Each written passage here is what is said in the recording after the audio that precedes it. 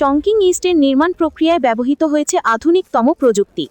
Laser guided bulldozer, concrete ঢালাই robot, কাজ বসানোর রোবট, এমনকি এআই সিকিউরিটি রোবটও রয়েছে।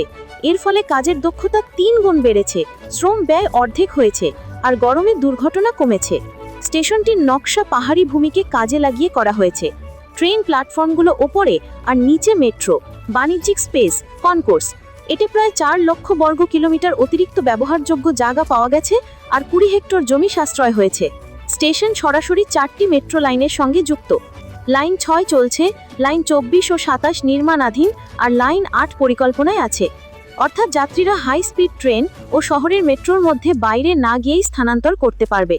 এর সঙ্গে বড় bus terminal, taxi stand, coach station, parking garage সবকিছুই আছে। এটি হবে প্রকৃত জিরো ট্রান্সফার হাব। আয়তনের দিক থেকে পৃথিবীতে এর সমকক্ষ নেই। নিউইয়র্কের গ্র্যান্ড সেন্ট্রাল টার্মিনাল 1,90,000 বর্গ কিলোমিটার, জাপানের নাগোয়া স্টেশন 4,10,000 বর্গ কিলোমিটার, চীনের গুয়াংঝৌ সাউথ 6,15,000 বর্গ কিলোমিটার।